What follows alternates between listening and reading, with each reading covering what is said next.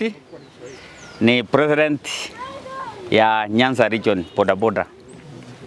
Leo hii nimekuwa na viongozi wangu wa Kisii County pamoja na president wa Kisii County kuongea juu ya maisha yangu ambao nimetishwa na CCIO, akisema kwamba mimi nina bunduki kwangu, anataka kuja niwekee singine ili aweze kunipeleka kotini ama niue.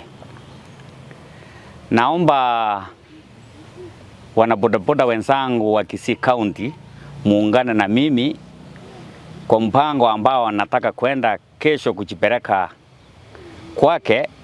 Kama ako tayari kwenda kufanya search kwangu, tuende mimi, kwa sababu sina bunduki kwangu, niko tayari tuende na yeye.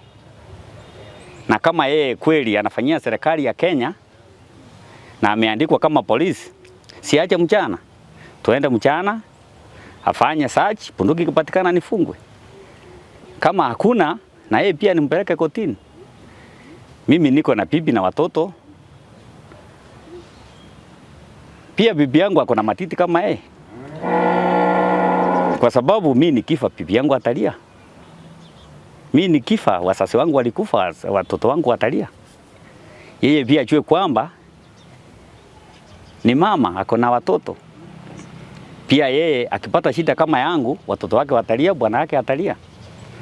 Kwa hivyo afanye haki.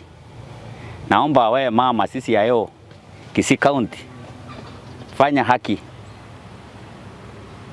Fanya tu haki vile uliachiliwa kazi kufanyia mwananchi kazi.